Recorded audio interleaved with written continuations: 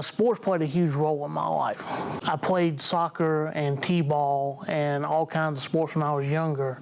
And then when I was 6, I got in a car wreck and broke my elbow on my throwing shoulder.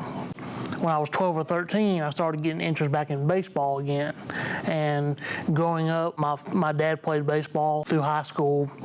My grandfather was a high school and collegiate umpire, so baseball was always really big in my family. And really, sports was a driving engine for me, and I even found myself playing baseball in high school.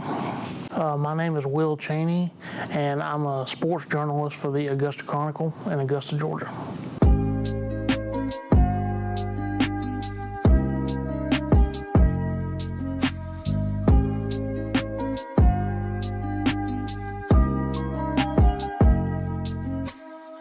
I got into sports journalism through sports, if that makes any sense. I started college as a history major. I had designs of, coaching baseball and teaching history, and that was going to be my career for 30 years until I retired.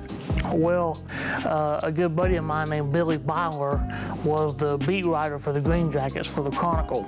And I met him and got to know him and got to saw what he did, covering the team every day.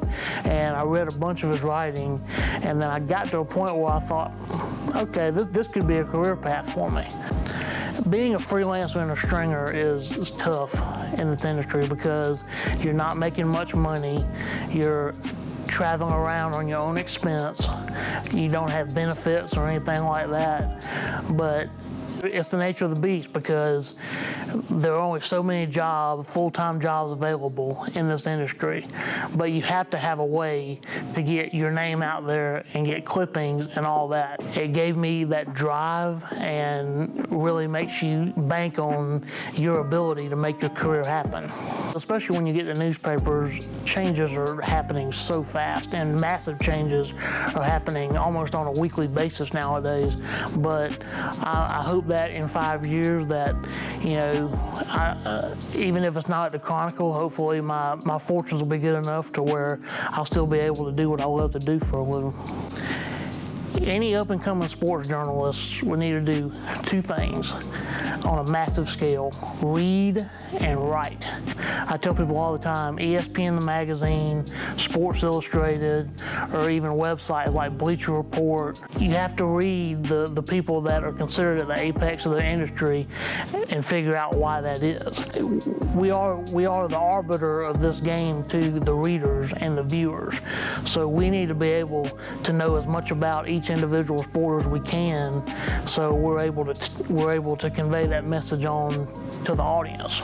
And the quickest way you can lose your reputation as a sports writer is not knowing about sports or not knowing the nuances, and whether that could be losing your reputation to the readers, or once a coach or somebody in the industry that you're interviewing figures out that, hey, he hasn't done his homework, then they're not going to take you seriously, and it might be a while before you're able to retain that kind of relationship.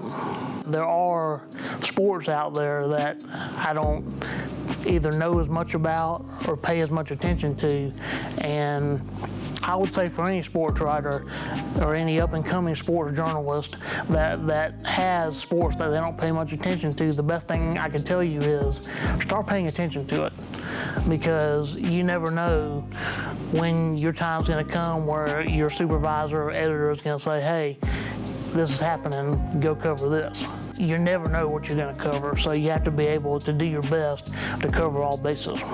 Well, thank you very much, Will. It's been a pleasure. All right, thank you. I appreciate it.